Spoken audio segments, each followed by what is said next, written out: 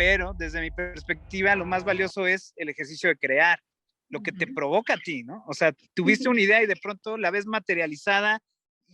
Bueno, entonces nada, me presento, yo soy Geraldine, una de las fundadoras de Rugir Latino. Ya te hemos contado un poquito quiénes somos, una revista digital que busca como ser plataforma de distintas expresiones de arte, ¿no? Nos interesó muchísimo tu trabajo, pues nada, desde ya te agradezco que hayas aceptado estar en nuestra cuarta edición. Para nosotras es todo un placer tenerte en esta edición. No, pues al contrario, también muy agradecido. Bueno, entonces si quieres iniciamos, ¿vale? Sí. Bueno, quería que empezaras a contar un poco cómo Omar Insunza llegó a crear Granón. ¿Cómo fue ese paso? Ok. A ver, la historia es como digamos, el nombre Granón fue una consecuencia. En realidad yo venía ya como trabajando cositas de gráfica como por el 2006, que fue lo primero que hice y que fue para un evento que sucedió acá en México, ¿no? En Atenco, para los que no sepan más allá de México. Fue una represión muy fuerte que sucedió en ese año, era un año electoral, entonces había mucha tensión política y demás, y ese año el Ejército Zapatista, el EZLN, había anunciado que iba a salir a recorrer todo el territorio nacional, ¿no? Con el subcomandante Marcos en ese entonces, y la intención, digamos, era juntar experiencias, conocer otras experiencias de lucha a lo largo de todo el territorio mexicano. Entonces yo decido irme en esa caravana y acompañarlos, como pues más morro, o sea, como que en esa etapa no tenía tan claro como hacia dónde llevar mi ejercicio. Ya llevaba 10 años trabajando en la industria del cine, pero como que mis intenciones políticas se despertaron de manera muy fuerte como desde el 2003, ¿no? Al 2006, 2007, que terminaron de pasar estos eventos. Y bueno, el caso es que se recorrió parte del territorio nacional hasta que se llega a esta zona que se llama Tenco, en el Estado de México, muy cerca de la Ciudad de la Ciudad de México. Y bueno, más bien se llegó a la Ciudad de México. Había una congregación en Tlatelolco, que es también un lugar emblemático, ¿no? En términos de lucha acá en México. Sí. Y estaba la concentración, estaba Marcos, había mucha gente de lucha, ¿no? Estaba América del Valle, que es los importantes personajes del territorio de Atenco. Bueno, el asunto es que se empieza a correr la voz de que había sucedido una represión a floricultores en Atenco y demás, y entonces esa congregación que había en Tlatelolco se decide por pararla y ir un grupo a Atenco y otro grupo a Gobernación y demás. El caso es que me voy al grupo que se va a Atenco y en ese momento pues empezó a hacer la organización, ¿no? de resistencia. Era muy claro, habían reprimido a unos campesinos floricultores en un mercado muy cerca de Atenco. Atenco es un pueblo con una historia de lucha muy grande, siempre como manifestándose a favor de otras causas, no más allá de las de ellos. Y cuando pasa esta represión, pues los compañeros de Atenco salieron a la defensa de estos floricultores. Cuando llegaron a defenderlos, la policía del estado los reprimió y los encapsuló en un domicilio, y ahí estaban encapsulados cuando pasa todo este evento.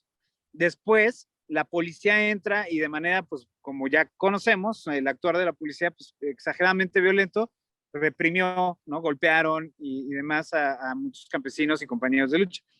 Entonces, todo ese grupo decidió congregarse en Atenco y hacer una demostración como de resistencia. ¿No? Se sabía que la Policía Federal estaba muy enfilada para entrar. Entonces se empezó a preparar todo. O sea, pues, estoy tratando de contextualizar. Si creen que es demasiado rollo, me voy más rápido. Pero bueno. Tranquilo, vas bien. Empezó a acercar la zona de Atenco, ¿no? Y pues la voz empezó a correr entre todo el mundo, se empezó a preparar, se sabía que la represión iba a venir, pero nunca se esperó que fuera a ser una represión tan dura, ¿no? Yo en ese momento estaba con una pareja y ella pues no le gustó lo que estaba pasando, ¿no? Así que se puso muy nerviosa y me insistió mucho en que nos moviéramos de ahí. Y pues total cedí, nos fuimos de ahí y cuando justo llegamos a nuestro domicilio, pues vimos justo las imágenes de la represión, ¿no? Brutales. Ustedes buscan ahí imágenes de Atenco, son brutales, ¿no? Un exceso de manifestación de poder, ¿no? Por parte de la autoridad. hubo compañeros presos, mujeres, compañeras también súper violentadas, abusadas, ¿no? Y demás. Un exceso de violencia y de autoridad. Entonces, cuando pasé todo ese evento, para mí fue como lo viví muy de cerca, fue muy claro para mí estas ganas como de mostrarle al mundo que, pues, que había pasado algo, porque evidentemente, pues 2006, estamos hablando hace ya 14 años, todavía los medios masivos de comunicación tenían el control, ¿no? De la información. Entonces ellos Total, estaban sí. permeando. Quiero Cambiando. hablar de esto, quiero hacerlo muy evidente. Ajá. Y ahí fue cuando hice como mi primer ejercicio de propaganda, ¿no? Diseño, hice mi primer cartel fue justamente para Tenco y se imprimió y lo regalamos en protestas y en meetings y demás. Ujú. Y a mí me pareció un medio muy potente. O sea, yo tenía conocimiento como de la historia del cartel, ¿no? Toda la etapa constructivista, la guerra civil española, todo el cartel de lucha latinoamericano en los 70. O sea, es un medio que a mí ya me gustaba y que era un referente para mí, pero que no estaba dentro de mi cabeza o en mis planes como ejercerlo, ¿no? Claro. Simplemente pues, era una cosa ahí de referencia obligada. Y bueno, hicimos ese cartel, salió, se movió, como que la gente tuvo una buena aceptación con eso. Y a partir de ahí como que decidí seguir haciendo carteles pues para la lucha, para movimientos sociales concretamente, ¿no? Ni siquiera en ese momento era una cosa de quiero ser diseñador, sino más bien creo que puedo hacer cosas para los movimientos, para que los puedan ver y pues que sea parte de mi aportación. Y poco a poco pues me fui clavando más en el diseño, ¿no? Así pasaron unos 4 años, como que hacía algunas cositas, más cosas menos. Estaba muy clavando haciendo cine, ¿no? Industria audiovisual. Ujú. Estaba haciendo muchos videoclips y demás. Y como en el 2010 tomé una decisión también muy clara, como ya alejarme de la industria comercial y publicitaria. O sea, como Ujú. que yo ya quería eh, como convivir de manera muchísimo más cercana con el arte, ¿no? Claro, justo le diste una voz de lucha y es un poco similar lo que pasó en México en ese momento con muchas cosas que han pasado muy recientemente en Colombia, ¿no? Que de repente un día la policía es algo y le dispara a cualquiera porque sí, es ese abuso de completo. poder. Ajá, y vi alguna frase muy interesante en tu página que dice, Gran OM, un altavoz gráfico de luchas sociales. Creo que justo todo lo que has hecho responde un poco a eso, ¿no? A hacer ese Completo. elemento gráfico de lucha. Ajá, total. Ajá. No, completamente, pero te digo que fue una cosa como muy orgánica, o sea, ni siquiera fue una cosa como que fuera calculando, ¿no? Ujú. Simplemente pues me tocó estar en esos momentos clave, ¿no? Como, pues sí, en esas circunstancias y la vida me empujó a hacer esos ejercicios como por una necesidad. Yo estudié, o sea, más morro estudié la carrera técnica de Bellas Artes, Ajá. pero fue en un periodo pues muchísimo más joven, ¿no? Entonces, como que nunca había considerado de como acercarme al arte de esa manera. Pero cuando Ujú. pasaron esas cosas y después de mi convivencia y experiencia con los zapatistas, como que cedí un poco, ¿no? Dentro de mis pretensiones, porque claro, lo que yo quería era ser cineasta y no sé qué, pero estaba dejando de lado pues una oportunidad también bien valiosa, ¿no? Que es el arte. O sea, en fin, cuando uno convive y tiene Claro, estas claro. características de creación, pues lo puedes hacer con un cartel o con un muro o con un poema o, ¿sabes? O sea, las posibilidades son infinitas cuando te concentras en ver el arte, no Claro, una ese disciplina en fue, particular. ajá, ese fue como el detonante, ¿no? La situación que te puso en ese camino y dijiste, bueno, aquí para allá arranco. Tal Vi, cual. leí, bueno, leí, no, escuché, estuve revisándote por ahí Ah, en gracias. varias páginas y hay una frase bien interesante que dijiste, Dios es arte y arte es Dios. La dijiste Uh en la -huh. charla TED, titulada Ah, sí. Arte, la clave para la transformación social. Buenísima esa charla. Ah, Eh, gracias. qué buen discurso y propósito, ¿no? ¿Cómo crees que llega el arte a ser esa herramienta de transformación social? Mira, yo lo que argumento siempre, y porque además hablo pues por mi experiencia, ¿sabes? O sea, Ujú. como no es ninguna pretensión académica ni nada, sino yo una persona que estaba muy ajeno al arte, o sea, que vivía en una rutina de vida muy, pues muy convencional, ¿sabes? O sea, mismas aspiraciones, no porque sean malas o buenas, sino porque eran las dictadas por otras personas que no eran necesariamente las mías, ¿no? Ujú.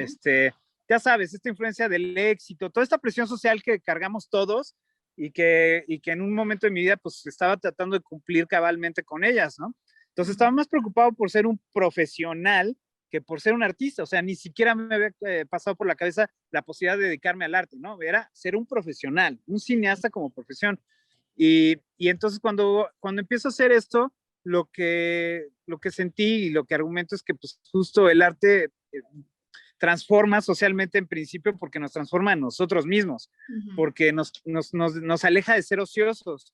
O sea, el arte lo que hace es que te empuja a un ejercicio de creación constante. Y cuando uno empieza a sentir lo que provoca el arte, o sea, lo que provoca crear, no quiero discutir ahorita o no quiero poner sobre la mesa lo que provoca observar arte, ¿no? O consumir arte, porque esa es una experiencia también muy concreta y muy valiosa. Pero desde mi perspectiva, lo más valioso es el ejercicio de crear, lo que te provoca a ti, ¿no? O sea, tuviste una idea y de pronto la ves materializada y esa sensación, pues es una característica única de los dioses, ¿no? Retomando lo que decías de la plática de TED, sin pretender como lastimar las creencias de nadie, al contrario, como pretendiendo más bien ampliar el abanico de la concepción de Dios, ¿sabes? Como porque la cualidad máxima en cualquier filosofía religiosa, pues es que Dios es creador, creó al mundo, ¿no? Dios creó esto, Dios creó lo otro, y es la característica principal de Dios. Hablando como en términos de fondo, ¿no? No en términos filosóficos, sino de fondo. Sí. Y entonces cuando uno empieza a crear, pues te acerca a esta divinidad, ¿no? No una pretensión egocéntrica de creerte un Dios, sino a una pretensión desde la humildad donde alcanza a percibir de qué se trata la divinidad, ¿no? Este plano máximo donde tu capacidad de foco y tu capacidad de atención se puede ir en muchas direcciones y después concretarlo en una sola cosa, ¿no? Y esa cosa poderla compartir con alguien más que probablemente pueda detonarle algo en ellos para que también se pongan a crear o para que puedan justo ampliar también sus condiciones, ¿no? Y sus contextos, pues, ¿no? Claro. Pero a eso me refiero cuando creo que el arte es Dios y viceversa, ¿no? Sí. Hola, hola. Ahí está. Sí, ahí está. Sí. Y eso, entonces, para como cerrar también la parte anterior, era todo esto después de lo de Tenco y demás, en el 2010, que yo ya decido dejar el asunto de la industria cinematográfica, ¿no? Como en términos profesionales, y como que aposté por hacer proyectos más personales, ¿no? O sea, sí quería seguir filmando, ¿no? De hecho, tengo mis guiones de películas, espero en algún momento pronto poder hacer al menos la primera y demás. Pero venía ya muy cansado de hacer tantos videoclips que no aportaban nada. Y en ese momento, pues conozco a Lengua Alerta, un buen amigo, artista y demás. Y entonces cuando nos conocemos le digo, vamos a hacer un videoclip, ¿no? Hicimos un primer videoclip, que fue el primer videoclip como más personal, donde lo firmé por primera vez como Gran Nom, ¿no? O sea, fue la primera ocasión donde ocupé el nombre fue cuando sacamos ese videoclip que se llama Tu Nombre.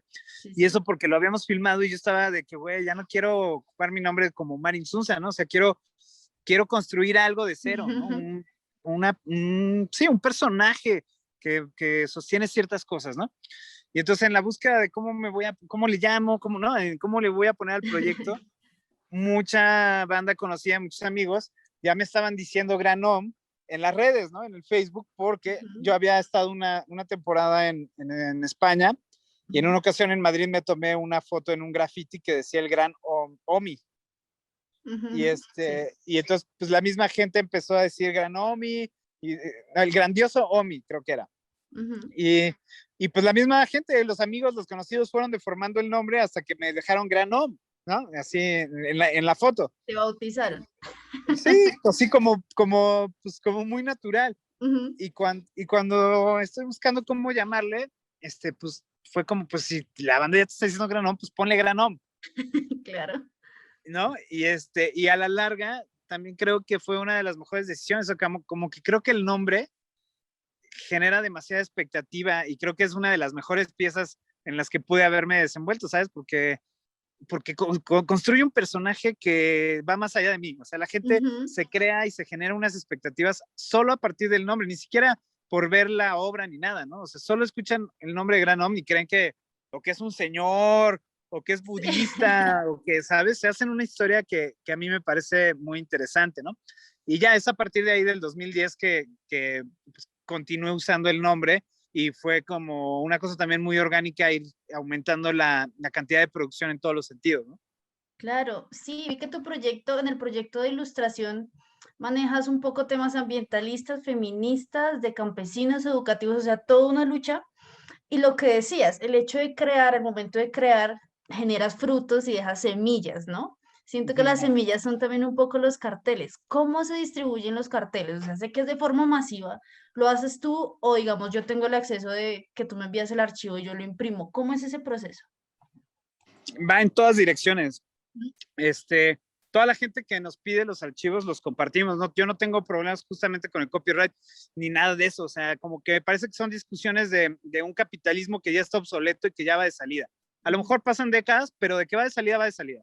Y yo no quiero entrar en esa dinámica, entonces nunca estoy discutiendo si me pertenece o no me pertenece, ¿no? Al contrario, más bien muestro gratitud porque alguien ve valor a lo que hacemos y se siente como con la capacidad de apropiárselo, ¿no? Y bueno, hace sus esfuerzos. A mí me ha tocado estar en otros países y de pronto que lleguen a venderme una cosa mía, ¿no? O que Ujú. nosotros hayamos diseñado. O acá en México, que estoy en algún otro lugar y de pronto llegan a venderme imanes con nuestras imágenes o playeras, ¿no? Sí, sí. Y me parece curioso. Nunca entro como en una dinámica de, ¿qué pedo? ¿Quién te dio permiso? Jamás. Ujú. Me parece que es un gesto al cual yo debo mostrar como demasiada gratitud que alguien le vea valor y lo quiera compartir, porque supongo que le ven valor al mensaje, ¿no? Total. Este, eso por un lado, yo no tengo problemas y casi siempre compartimos los links de la mayoría de los carteles, porque evidentemente pues, es muy complicado hacer llegar a otras latitudes, ¿no? Ujú. Trabajos impresos, pero si le ven valor, pues adelante, impriman, peguen, ¿no? Apropienselos. Para eso lo hacemos. Y por otro lado, como que a lo largo de estos años, como que he ido entendiendo cómo hacer que esto funcione mejor. Y creo Ujú. que todos los artistas debemos hacerlo, ¿no? Como pensar en estrategia. Es como jugar ajedrez. O sea, el arte también es como jugar ajedrez, calcular tus movimientos y decir, bueno, si yo hago esto, puede que pase esto. Entonces, prueba y error. Pero definitivamente sí creo que como artistas estamos obligados a hacer estrategias. Y lo que yo hice es, al principio pues solo imprimía los carteles pues porque eran de movimientos sociales y los Ujú. regalaba a los movimientos sociales, ¿no? Era como mi aportación, aquí está. Pues se movían en las manifestaciones y de pronto ves tengo muchas fotos como de manifestaciones donde toda la marcha van con carteles nuestros, ¿no? Y bueno, eso ya de entrada lo agradezco. Pero luego también la gente entraba en una dinámica muy curiosa donde decían que querían los carteles o que les hiciera llegar los carteles y yo con toda la apertura les decía, pues sí, ¿no? Aquí están. O sea, todos los que Ujú. quieran, que había mucha gente que se mostraba, pues vengan por ellos. No iban, Mm. o cuando los recibían, los arrugaban, los doblaban, los rompían. Es decir, Sí. le quitaban valor, ¿no? Ujú. Porque no les costaba. Entonces, de ese tipo de cosas es de lo que se agarra justamente el capitalismo del que tanto nos quejamos. O sea, solo le vemos valor a las cosas que nos cuestan. Ujú. Y cuando tú le estás regalando algo a alguien, lo arrugan, lo tiran. O sea, yo vi que en protestas, así como dábamos los carteles, muchos lo guardaban, lo apreciaban, pero muchos lo hacían bola y lo tiraban, ¿no? Yo Claro, decía, es ver el arte, la creación tirada en la basura, es como, no, ¿qué pues pasa? a mí me Porque, ajá, parecía eso, o sea, como que no me ofendo porque digo, no le ven valor, ujú, ¿no? O sea, lo ocuparon en ese momento y no le ven valor. Pero entonces cambié mi estrategia. Decía, bueno, si lo estoy regalando y la gente tiene esta actitud, ¿qué pasa si los vendemos? ajá, sí, sí, O sea, fíjate, ¿no? La lógica en la que estamos inmersos y en la que total, vivimos. sí, O sea, sí. cuando los regalaba, la gente los tiraba, los arrugaba, los botaban o Ujú. no iban por ellos. Y a partir de que dije, bueno, vamos a sistematizarlo, vamos a organizarlo, vamos a venderlos. Empecé a vender como loco, Y la gente ¿no? los enmarca. La, la gente los enmarca, la gente los cuida, me exigen que se los manden un tubo porque llegan arrugados, ¿no?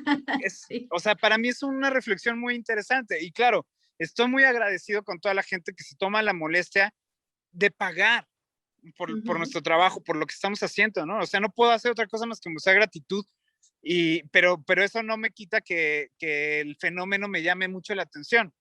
Ahora, este otro lado dentro del sistema y de las estructuras en las que vivimos, pues es muy conveniente para mí porque me permite aumentar mis posibilidades de herramientas, ¿sabes? Si yo no tengo recursos, pues no puedo imprimir. Imprimir esos carteles cuestan mucho dinero y el Claro. único que puede gastar pues, soy yo. Entonces necesito hacerme de recursos y herramientas para poder imprimir, para poder regalar. Necesito vender para poder regalar la otra mitad a los movimientos o para otra cosa. ¿Sí me explico? Para que Entonces se tuve que, sostenga, el mismo arte se sostenga y produzca también. Ajá. tal cual. Tengo mucho esta discusión con muchos compañeros, ¿no? Porque pues siempre que se habla de arte, se habla justo como de la intelectualidad, ¿no? De la Ujú. abstracción, de la profundidad, de la estética, ¿no? Y también les digo, bueno, sí, está muy bien, pero eso ya lo venimos hablando desde el Renacimiento vienen estas discusiones. Total, sí, Lo que sí. tenemos que hablar como artistas, ¿no? En grupo es de economía. Ujú. Pero como somos artistas, estamos ahí enfrascados en que no se me dan los números y yo qué sé, no tocamos el tema del dinero. Y a mí me parece que es fundamental. Tenemos que hablar de economía. Como artistas tenemos que hablar de economía. Tenemos que generar estructuras económicas, tejer redes entre compañeros para sostener los propios proyectos. Si no se hace, todo el mundo está batallando. O sea, yo, por ejemplo, ayer platicaba con alguien, también en una charla, que le decía, es que para mí es muy curioso que como comunidad artística hacemos esfuerzos individuales, ¿no? Que además Ujú. ese es digamos, el esfuerzo que ha hecho el capitalismo, ¿no? Así, volvernos individuales. Y lo veía muy claro cuando estaba en el cine. Todos mis compañeros de generación, que estimo un chingo y que quiero, y que algunos todavía los sigo viendo, eh, todos en algún momento muy específico, por ejemplo, cuando salieron las DSLR, que fue la gran revolución Sí, sí. tecnológica para el cine, ¿no? Ujú. Porque antes de eso eran cámaras de formatos muy grandes y era muy difícil acceder. Lo que pasó con las DSLR es que eran cámaras a las que tenías acceso a la óptica, que esa es la gran maravilla Ujú. ¿no? O sea, las disciplinas audiovisuales, pues es la óptica. Claro, sí. Y las DSLR, pues vinieron a revolucionar. Pero entonces, cuando salió todo esto, yo decía, va, ¿no? Así, ¿qué hacemos? Poca organización. Y lo que terminaba sucediendo, y a mí me llamaba mucho la atención, es que al final todos terminábamos comprando exactamente el mismo equipo. Y todos Mismas por cámaras, aparte mismos lentes. trabajando solitos. Ajá, como Y yo estar decía, unos pero sobre otros. ¿Quién ¿por qué llega hacemos esta? primero? Ajá. A mí me parecía sorprendente, ¿no? Porque no es que yo ocupe la cámara 24 horas todos los días. Ujú. O sea, la ocupo una vez a la semana, si bien me va, ¿no? O sea, o la ocupo una vez al mes cuando hago una cosa muy concreta, muy profesional. Y lo mismo los demás compañeros. Entonces decía, ¿por qué estamos haciendo esto, güey? ¿Por qué estamos aportando a esta lógica capitalista, ¿no? De todo hacia Claro. adentro. ¿Por qué no me junto con 10 compañeros, amigos, y entre 10 compramos un equipo y agendamos cuándo lo vamos a ocupar cada uno, ¿sabes? Y claro, invertimos, pero invertimos el 10% de lo que tendríamos que haber Ujú. Sí, sí, sí. gastado. ¿Sí me explico? Y Claro. esa lógica la trato de transportar a todos. O sea, ¿por qué estamos haciéndolo de esta manera? ¿No? Y hay muchos esfuerzos, hay muchos colectivos que tratan de hacer estos esfuerzos y que hay buenos ejemplos de resultados, otros no tanto. Pero tenemos que romper con eso, ¿no? O sea, tenemos que volvernos muchísimo más colaborativos, ¿no? Y quitarnos estas capas como individualistas. Claro, tejer esas redes, ¿no? De Justo lo que acuerdo. decías, muchas veces la gente no tiene tampoco como el deseo de apreciar un poco el arte. Yo procuro siempre traerme todos los carteles que encuentre por ahí. Me encanta poder tener el arte aquí de muchísimas personas y casi que en Ajá. cualquier lugar por donde uno anda ve alguna pieza tuya. Justo Ah, acá qué padre. muchísimo el que hiciste en homenaje pues a Dylan Cruz, que lo Mm, asesinaron acá en las manifestaciones. Y estuve hace poco en pues una galería que hizo el Jorge Eliezer Gaitán y ahí vi uno tuyo que es el de Arte de Latinoamérica. Me encantó. Yo dije, ah, ¿cuándo lo podré qué tener? chido. Divino. ¿Cómo ves el panorama de la lucha social en América Latina? Porque si bien tú trabajas, te enfocas mucho en México, Uh -huh. también hay cosas como que empiezas a ser el altavoz de otras manifestaciones en América Latina. Sí. Pues es que supongo que cuando tu preocupación o tu ira es muy auténtica, pues no puede ser indiferente a lo que pasa en otras latitudes, ¿no? Ujú. Es un poco complicado porque los eventos nos sobrepasan a todos. O sea, es decir, mientras yo estoy hablando unas cosas acá en México, pues en Colombia están pasando otras 30 y en Chile otras 30 y de pronto pues no podemos cubrirlo todo, ¿no? O sea, como que trato de concentrarme en lo que mi radio inmediato me demanda.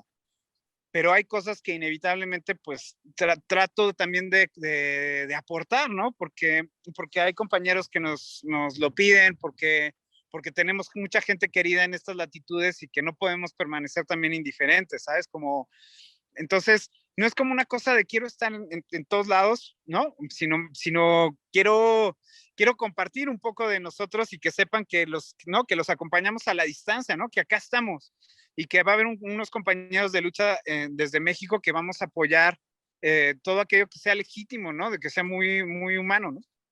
Pero sí, tiene que ver con una cosa. A mí, por ejemplo, me han cuestionado mucho de qué tanto soy objetivo sobre lo que hacemos, ¿no? Qué tanto investigo previo a hacer una gráfica, ¿no? Y digo, bueno, a ver, depende también qué gráfica, pues es decir, no me voy a detener a investigar si Dylan era un buen muchacho o no, ¿no? O sea, porque hay mucha gente que te pide una objetividad radical.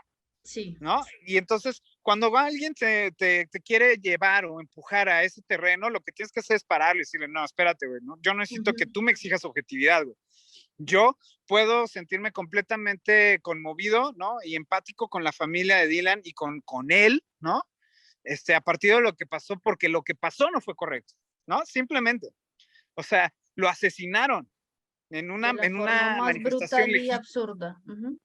No, y a mí eso es como, no necesito averiguar demasiado, no necesito saber su tipo de sangre, no necesito saber si era buen muchacho o no. Independientemente de si lo era o no, la manera en la que sucedió el evento es como cómo podemos permanecer indiferentes. Y por eso nos Claro. pronunciamos, ¿no? Así como, esto no puede pasar, porque además ¿cuántos Dylan hay en todo el continente? ¿Sabes? Y, y nos conmueve, o sea, nos sentimos como un granito, ¿sabes? O sea, como que al menos la familia de Dylan sepa que en un punto muy lejano, en una latitud, hay alguien que los acompaña a la distancia con mucho amor y con mucho respeto y vamos a seguir haciéndolo, ¿no? Con la lucha estudiantil, con la lucha magisterial, o sea, como que todas estas luchas que nos parecen legítimas las vamos a acompañar. Y por supuesto, también va a haber episodios donde personas que acompañemos van a cambiar y van a tomar decisiones y de pronto las decisiones que tomen no nos van a gustar porque no son nuestros principios, como ya ha pasado.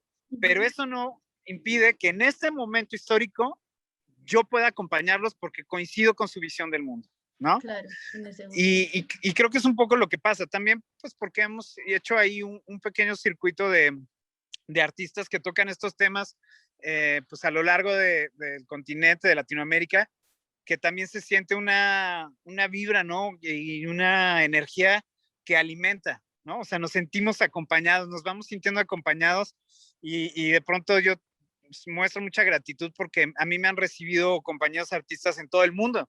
Me abren sus puertas, ¿no? Y me hacen sentir como si nos conociéramos de hace años. Y en la mayoría de los casos es la primera vez que nos vemos en persona, ¿sabes? Sí. Y estoy súper agradecido de tener tanta convivencia y tanta cercanía con compañeros artistas de todo el continente. Claro, justo eso siento que ha permitido mucho el arte, ¿no? Ser la memoria y esa voz en las calles. Yo todos los días, por mi trabajo, todos los días paso por el mural en honor a Dylan y todos los días paso frente al colegio de él y es como que todos los días estamos ahí. Y asimismo todos los días tengo la imagen del cartel que tú hiciste Qué de él, chido. ¿sabes? Es como ya es el símbolo. Ya un poquito para cerrar, no podían quedar por fuera las intervenciones muralistas, porque además haces video, haces carteles, pero también has pintado.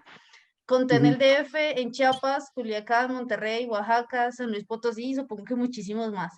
Sí, sí, sí. Eh, Creaciones que efectivamente funcionan como megáfono y siento yo que son como el rugido de la esencia pura de una resistencia latinoamericana. Toda esa expresión artística es un medio comunicativo, siento yo, y el hecho de difundirlo lo vuelve masivo y genera como esas tantas semillas, ¿no? Pues Sí. ya para cerrar, ¿cuál es el mensaje que quiere dejar Grano a todas las personas que van a verte? No, pues primero la invitación siempre va a ser a que se pongan a crear, antes de que consuman arte, por supuesto, todos hay que ser consumidores de arte, ¿no? Desde esta lógica del consumo en la que estamos hablando. Pero creo que el primer paso es que todos nos pongamos a crear. Todos pueden crear y tenemos que también cambiar esta lógica anticuada que tenemos respecto a la creación. El sistema en el que vivimos y que tiene que ver también desde el Renacimiento y desde los griegos, ¿no? O sea, el arte tiene que tener un resultado objetual y no necesariamente. Tenemos que acabar con eso. El arte no necesariamente acaba en un objeto que se puede ver y que se puede comercializar, ¿no? De ahí viene este problema que tenemos con el arte. O sea, si no existe en un objeto, en un cuadro, en un disco, entonces no se puede vender y por lo tanto entonces pierde este valor del arte dentro de la lógica del mercado.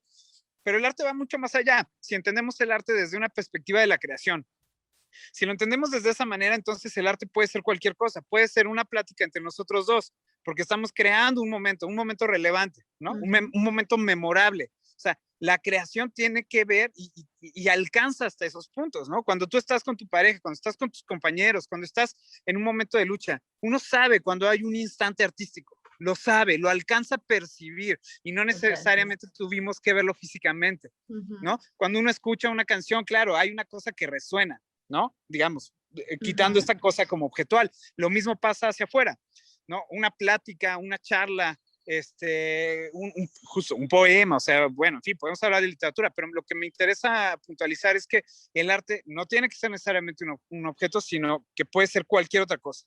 Concentrémonos en hacer de nuestra vida un arte, ¿no? Que cada cosa, cada decisión y cada paso que vamos dando tenga un matiz artístico, que la gente que nos rodea se lleve un momento memorable. Tenemos que esforzarnos por hacer que cada instante con las personas que convivimos sea memorable. Eso es arte, eso es crear también.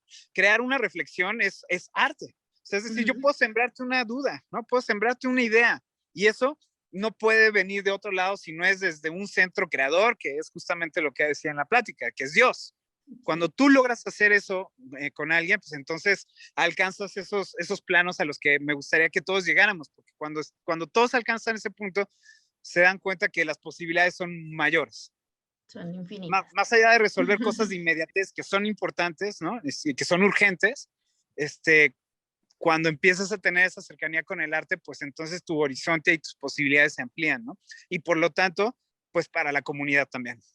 Claro. No, pues encantada de haber podido tener esta charla contigo. No, Siento pues que, gracias.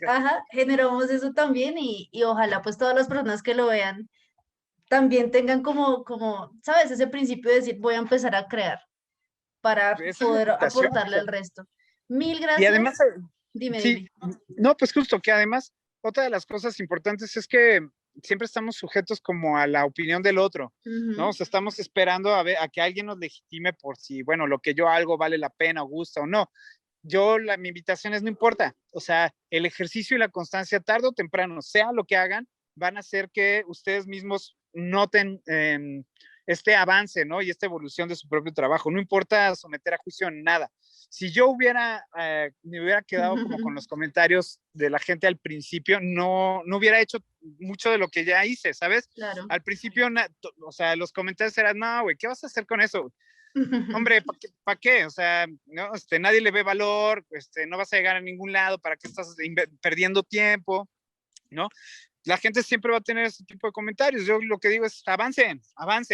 Y cuando de pronto voltean hacia atrás, ¿no? Y veas la revisión de todas las pequeñas cosas que hiciste, pues te sientes bien contigo mismo y por lo tanto también creo que lo puedes compartir a toda la gente que te rodea, ¿no? Total, tienes razón. En eso, así hemos hecho nosotros rugir. Vamos paso a paso y lo vamos sacando. Pues nada, mil Completo. gracias. Mil gracias por aceptar la invitación y pues nada, por ahí te estaremos molestando con otras cosas, pero un placer total. Seguro, cuando quieran acá andamos, platicamos cuando gusten. Felicidades por el proyecto, gracias por la paciencia y perdón por la tardanza. Tranquilo. Y pues un saludo enorme a Colombia, tanta gente que queremos allá en Colombia y que esperamos pronto estar por allá compartiendo el trabajo. Por ahí vienen cosas con Tavo. Estamos tratando de armar una cosa grande para poder sí visitar allá Colombia y espero que podamos vernos todos por allá. Sería genial.